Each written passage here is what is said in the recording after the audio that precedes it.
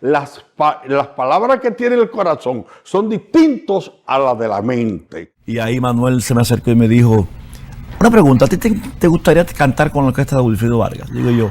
Le digo, Will, ¿qué fue lo que me dijiste? Que tú estás fuera del grupo, no vuelvas más. Lo que van a escuchar hoy no es cualquier historia. Prepárense porque Wilfrido Vargas va a hablar y va a confesar cosas que nunca había dicho. Sí, el maestro rompe el silencio y nos lleva de vuelta a los años intensos de su orquesta, los éxitos, los roces, las traiciones y los secretos detrás de las voces que marcaron una era del merengue. Y justo ahora, cuando el mundo del merengue está de luto por la muerte de Ravi Pérez, uno de sus cantantes más icónicos, Wilfrido parece que volvió a revivir toda esa etapa. Además, el reciente incidente en el Jet Set, donde el maestro fue protagonista, ha vuelto a poner su nombre en boca de todos. ¿Pero qué fue lo que realmente pasó detrás del escenario? ¿Por qué algunos salieron por la puerta grande y otros, casi en silencio? Hoy te traemos un recorrido lleno de nostalgia, talento, pero también tensión, egos, rivalidades y decisiones que cambiaron carreras para siempre. Solo Wilfrido Vargas, de su orquesta, tuvo 28 cantantes, 28 que grabaron, o sea, que grabaron 28. Director de Los Hijos del Rey, pianista. ¿Quién era el rey? Wilfrido Vargas. Así que ya tú sabes, suscríbete, activa esa campanita, deja tu like y quédate hasta el final porque lo que viene te va a sorprender. Mira, hay nombres que marcaron mi historia, y el primero que me llega a la mente es Juancho Viloria. Ese hombre tenía una química única conmigo en tarima, era de esos que no se fabrican. Pero un día, simplemente se fue, y nunca hablamos claro del por qué. Ni en el homenaje me lo mencionaron, y eso me dolió, pero sé que hubo cosas personales que no se superaron. Juancho era disciplinado, muy bueno, pero decía que yo era muy estricto, casi como un militar. Yo intenté que volviera, te lo juro, pero ya no era lo mismo. Se fue a formar una orquesta con Yonce y Randy, y desde el 2001 se metió en la música cristiana. Respeto mucho su decisión. Luego estaba Ani Cepeda, él entró en el 73 como pianista. Tenía hambre, tenía fuego. No era el más experimentado, pero aprendía rápido. En algún momento lo tuve que reemplazar, y eso no fue fácil. Para compensarlo, le ofrecí dirigir Los Hijos del Rey. Y míralo ahora, productor, músico exitoso, hasta viceministro es. El tipo creció muchísimo. Y claro, ¿cómo no hablar de Peter Cruz? Ese sí que me dio clase y elegancia en el escenario. Estuvo conmigo 3 años. Pegamos, lo ajeno se deja quieto, rompan todo el mundo, y cuando me dijo que quería irse a hacer lo suyo, muchos pensaron que no la iba a lograr. Pero lo hizo. Tu mujer, Cometa Blanca, eso sonó por todos lados. Peter es un grande, aunque muchos no lo reconozcan como deberían. El siguiente en la lista es un hombre que no cantaba, componía ni tocaba, lo hacía todo. Su nombre, Víctor Bail, aunque muchos lo conocieron también como Víctor Víctor o simplemente Víctor B. Cuando Wilfrido lo escuchó por primera vez con el grupo Tino Peña y su combo salsa, no lo dudó ni un segundo. Ese tipo tiene algo diferente, pensó, y no se equivocó. Desde que se subió al barco, convirtió cada canción en una obra maestra, fusionando merengue con salsa y balada con sentimiento puro. No era solo una voz, era una mente musical privilegiada. Pero lo más brutal vino después, cuando decidió dedicarse a la salsa por completo y pasó de ser cantante a convertirse en el cerebro detrás de los grandes del género. Fue productor de casi todos los salseros importantes en República Dominicana. Su firma estaba en todas partes, aunque pocos sabían que era él quien estaba detrás del éxito. En 2019, su corazón se apagó por un infarto, pero su legado sigue más vivo que nunca. Así me lo dijo. Que si tú en una semana no te ponías a la par con los muchachos, él te iba a cancelar. ¿Vamos para Colombia? No, yo voy para Colombia. Tú no vas. Tu sustituto está allí. Y justo cuando piensas que ya lo viste todo, aparece Willy Berríos. Un boricua que se metió en la escena del merengue dominicano como si hubiera nacido en el Cibao. Su swing era tan auténtico que nadie creía que era puertorriqueño. Cuando abría la boca, la gente decía, ¿y ese tigre de qué campo es? Willy se ganó al público con temas como Sin ti estás enamorada y Fue muy tarde, canciones que no solo se bailaban, se sentían. Hoy en día, su historia sigue escribiéndose desde Medellín, Colombia, donde dirige su propia orquesta y sigue colaborando con artistas dominicanos en eventos como Amantes del Merengue. Lejos del ruido mediático, pero firme como un guerrero del merengue, así recordamos a Willy, un extranjero que dejó su marca en el merengue, pero no fue el único. Yo lo recuerdo como si fuera ayer, dijo Vilfrido, con la mirada medio perdida y el corazón haciendo memoria. Quiero mucho, tú me das, tú me das. A Jim Chambers lo conocí en el 86. Un panameño con un tumbao diferente, una energía contagiosa, lo traje a la orquesta porque vi en él un fuego que no se podía apagar. Y así fue como Jim se convirtió en la voz de un himno que todavía suena en cada fiesta, a mover la colita. Ese tema fue un fenómeno. Jim tenía esa picardía tropical que conectaba con todo el mundo. Pero, también llegó un punto en que ya no encajaba. No te sabría explicar por qué. Solo sentí que era momento de cerrar ese ciclo. Y se lo dije, sin mucha vuelta. Tras casi 5 años sobre los escenarios con Vilfrido, Jim se vio fuera, sin saber muy bien qué rumbo tomar. Intentó levantar vuelo con Gozamba, un proyecto de Pochi Familia que pintaba bien, pero no terminó de cuajar. Pero te digo algo, agregó Vilfrido, el hombre es un guerrero. Hoy está en Costa Rica, tranquilo, con su negocio. Hace música americana, sí, pero tú lo ves en una fiesta privada, y todavía se mete al merengue como si estuviera en tarima conmigo. Ese ritmo lo lleva en la sangre. Con Vilfrido no se jugaba. Aquello era como una escuela militar, no era relajo, recordó Jim en una charla reciente. Y es cierto, era disciplina, entrega y sudor. Con Vilfrido no se podía jugar. Nosotros estábamos ahí afuera y no era juego, era trabajo. Eso no era fácil, era como que si tú estuvieras en una escuela militar, brother. Y hablando de luchadores, continúa Vilfrido, con una sonrisa nostálgica. Convencer a Jorge Gómez fue de lo más difícil que he vivido como director de orquesta. Ese hombre me hizo sudar más que una gira entera. Jorge era hondureño, cristiano desde siempre, y no quería saber de escenarios ni reflectores. Pero tenía una voz, Dios mío. Eso no se podía quedar guardado. Y bueno, después de varios intentos, aceptó. Y qué bueno que lo hizo. El jardinero, el loco y la luna, esos temas no serían lo mismo sin él. Sacrifiqué mi casa, se puede decir. Sacrifiqué mi familia. Ese tiempo, Dios me había dado la oportunidad de estar ahí y tenía que cumplir. La gente nunca se imaginó que ese hombre no era dominicano. Se metió en el corazón del público como uno más del patio. En 1991, después de años de sacrificio, decidió bajarse del tren.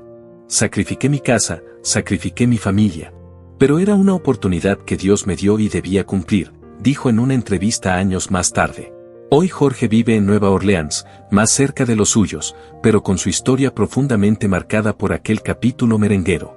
Mira, lo de Leo Díaz fue algo que todavía me sacude, confesó Vilfrido, bajando la voz como si rebobinara el pasado en su cabeza. Ese muchacho tenía un poder vocal brutal. Cuando cantaba, Sálvame, la gente se volvía loca. Sálvame de la muerte que te vas y vuelves, te vas y vuelves. Era de Venezuela, sí, pero en la tarima se sentía tan nuestro como cualquiera nacido en Santiago o San Pedro.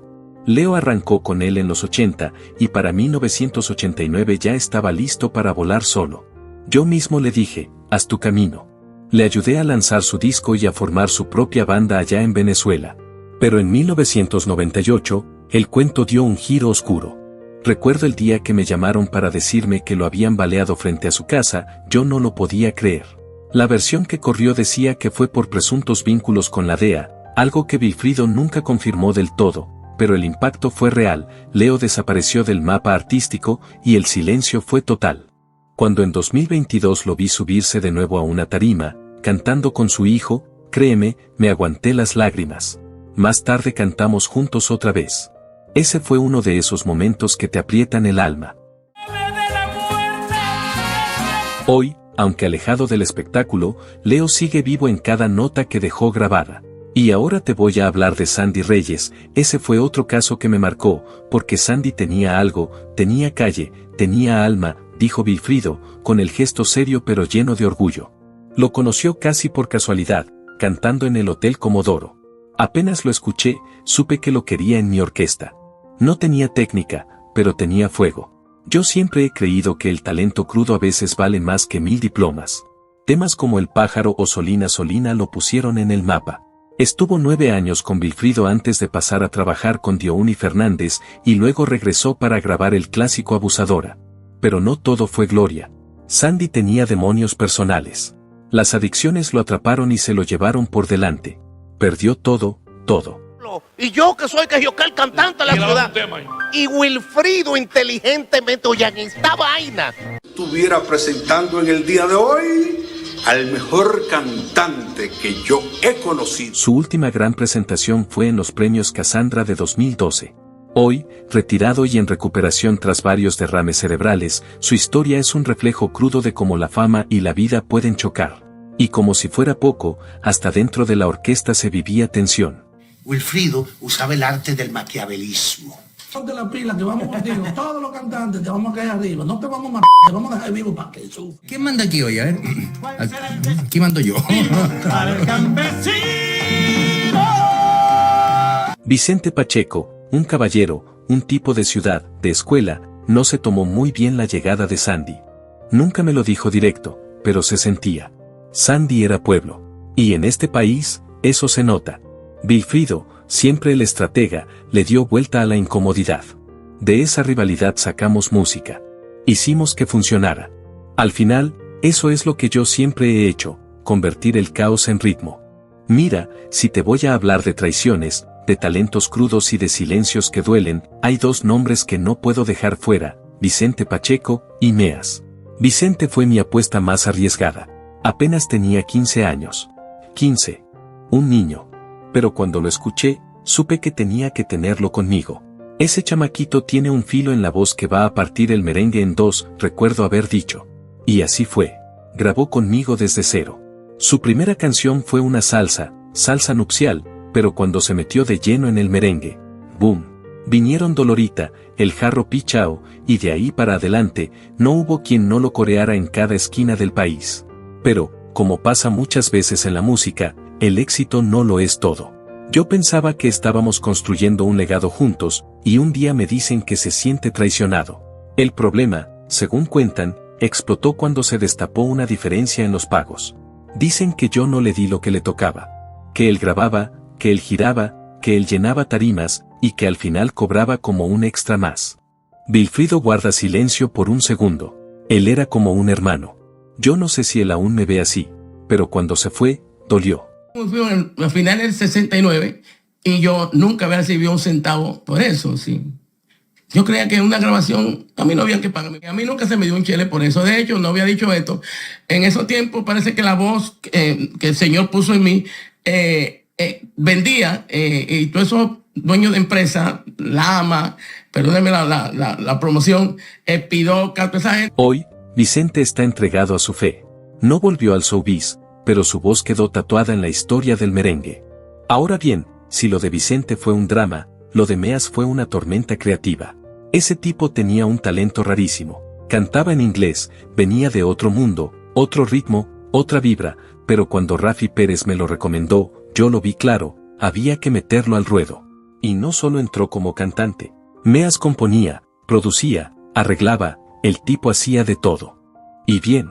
Durante 5 años en la orquesta, estuvo detrás de joyas premiadas como Atrevida, Bachata Merengue, La Ventanita, y 13 años. Ese hombre componía como si viviera dentro del dolor ajeno. Cada canción que escribía parecía que hablaba por ti. Pero en 1995, Meas decidió tomar otro camino. Me dijo que necesitaba algo más, que el merengue ya no lo llenaba como antes, que lo suyo era la salsa. Y fue ahí cuando lanzó su versión más intensa de La Ventanita, esta vez al lado de Sergio Vargas. Lo vi triunfar desde lejos, y me alegré. Aunque no estuviéramos en el mismo equipo, uno sabe cuando apostó bien. Mira, si vamos a hablar de voces que marcaron mi historia, entonces tenemos que hablar de Ravi. Sí, Ravi Pérez. El único con una voz tan potente que podía partir un estadio en dos. Cuando Ravi llegó a mí ya había pasado por Villalona, y según él mismo cuenta, fue Fernando quien le dijo, tú no eres Roberto, tú eres Ravi. Y así se quedó.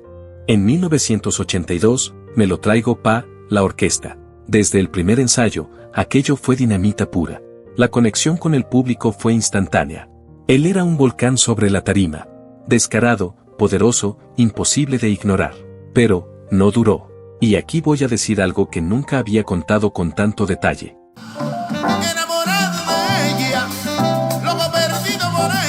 Wilfrido Vargas, a quien agradezco inmensamente todas las cosas buenas que me enseñó. Más grande que como cantante yo haya tenido.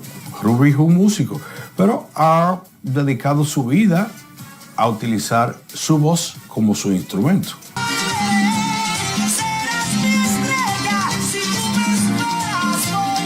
Ravi grabó Volveré, que terminó siendo un éxito colosal, pero justo después de eso, lo saqué del grupo. ¿La razón?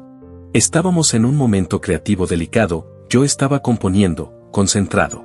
Y él me interrumpió. No era cualquier interrupción. Fue como romper el silencio sagrado. Me molesté mucho, y lo saqué.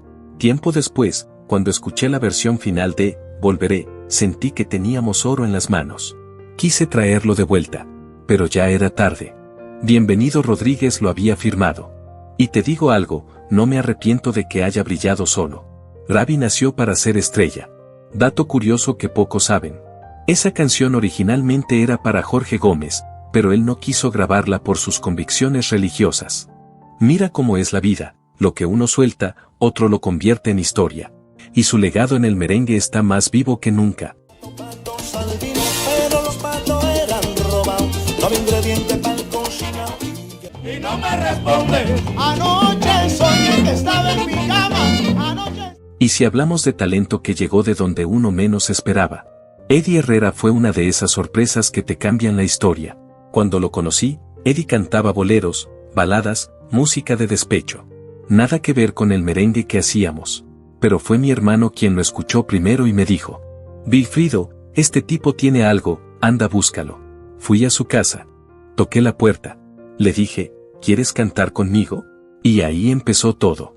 Eddie no solo aprendió a cantar merengue, también aprendió a liderar, a producir, a manejar una orquesta. Pero, le costó el alma adaptarse al baile. Yo tenía unas coreografías que parecían entrenamientos olímpicos. Y él, que venía del drama y la pasión, estaba fuera de base. Le dije claro, o aprendes, o te vas. Aquí no hay medias tintas. Y aprendió. Rapeó en El Jardinero, La Medicina, El Loco y la Luna. Pero donde realmente lo vi florecer fue con Mujer Tirana. Esa canción tenía su esencia. Ahí entendí que no solo estaba formando un intérprete, estaba puliendo a una estrella. A principios de los 90, Eddie se despide. Lanza Carolina como solista, y lo demás es historia. He cantado merengue, yo no sé, el merengue dulcito muy movido, muy cosa. No te preocupes, fue un viernes. Te veré caer, te veré caer. Y a mí me llamó mucho la atención el ritmo, la batería. Tú, muchachito. Muchos creen que cuando un artista se va, uno pierde. Yo no, yo siento que ganamos todos. Porque si los míos triunfan, yo también me siento parte. Mira, hay nombres que se te quedan marcados no solo por el talento, sino por la energía con la que llegaron. Y uno de esos fue Charlie Espinal. Charlie tenía algo especial. Cuando entró en el 83, su guitarra ya hablaba sola. Él no necesitaba decir mucho. En el tema, El Jardinero, fue como si le diera vida con las cuerdas. Y luego, compartir tarima con Ravi en Cibaeño y El Gringo fue histórico. No era solo músico. Cantaba, componía, entendía lo que era conectar con la gente, y eso no todos lo logran. Tiempo después, pegó otro tema junto a Charo, y en el 87, decidió volar solo. Yo no le detuve. A veces uno ve que los pájaros necesitan salir del nido, y él estaba listo. Pero no todos los sueños corren con la misma suerte. Hubo otro artista.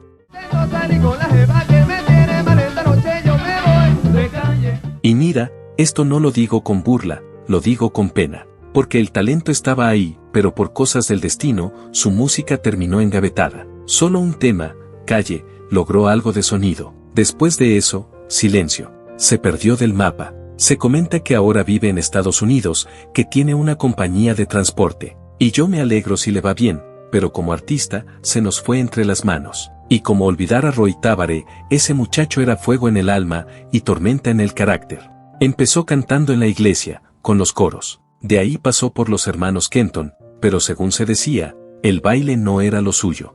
Al final, él mismo decidió irse antes de que lo sacaran. Y ahí es donde entro yo. Lo vi, Lo escuché, y dije, este tiene algo. Lo busqué. Wilfrido me llama, y digo, pero ¿de dónde este tigre saca referencia de mí? No fue por los Kenton, no fue por el álbum. Y en el aire, así, tipo, así, ¡guau! Y me arrebató el... Y cuando salí de ahí, me canceló el estudio, me canceló el dinero. Y hasta él se sorprendía, pero este tipo de donde saca referencia mía, me decía. Lo traje a la orquesta, y sí, el talento estaba ahí, pero el ego también. Tuvimos un lío interno, una discusión entre él y otro compañero. Se sintió herido, dolido, y nunca quiso hablarlo. No se disculpó, no dio su brazo a torcer. Y así no se puede. En una orquesta, la humildad vale más que la nota más alta. Y lo peor, tenía un disco grabado por su cuenta. Lo lanzó sin decir nada, y eso a la disquera no le gustó. Lo soltaron. Sin contrato, sin disco, sin respaldo.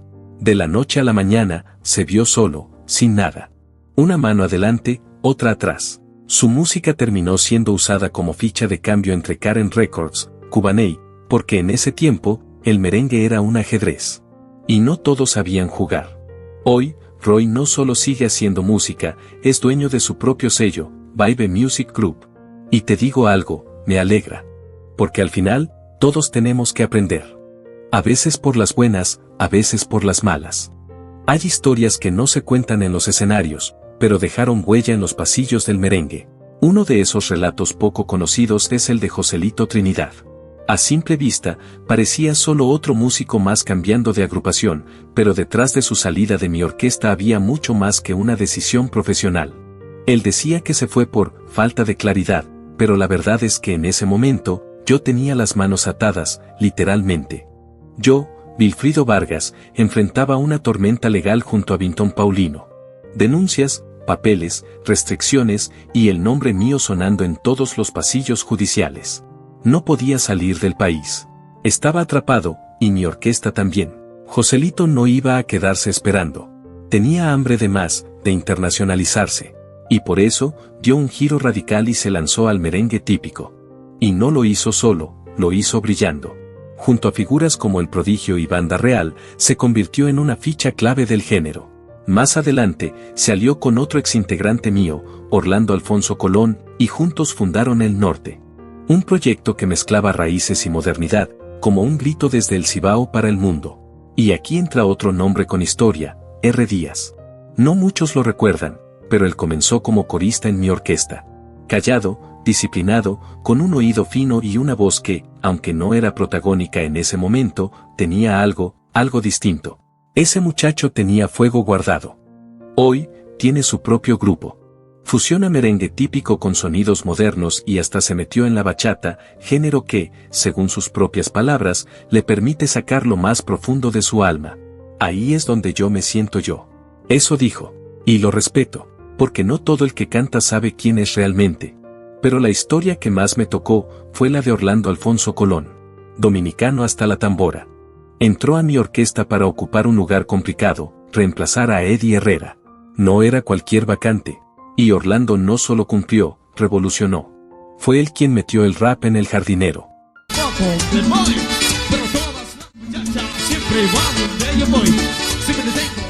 Sí, esa fusión que nadie se atrevía a hacer todavía. Esa mezcla de calle y swing que rompió con el molde. Estuvo conmigo más de 13 años. Un guerrero en la tarima, un hermano fuera de ella. Cuando salió de la orquesta, no se apagó. Junto a Joselito Trinidad, levantó El Norte como una bandera del merengue típico de nueva generación. Y bueno, mi gente querida, hasta aquí llega este viaje por las voces que hicieron historia junto a mi orquesta. ¿Cuál de estas historias te sorprendió más? ¿Qué opinas de lo que reveló cada uno? Me encantaría leerte en los comentarios. Y si sientes que nos faltó mencionar a alguien que también dejó huella, no te lo guardes, escríbelo ahí abajo que puede estar en la próxima entrega. Ya tú sabes, suscríbete, activa la campanita y déjanos ese like, que así seguimos contando juntos la historia del merengue, desde adentro. Hasta la próxima.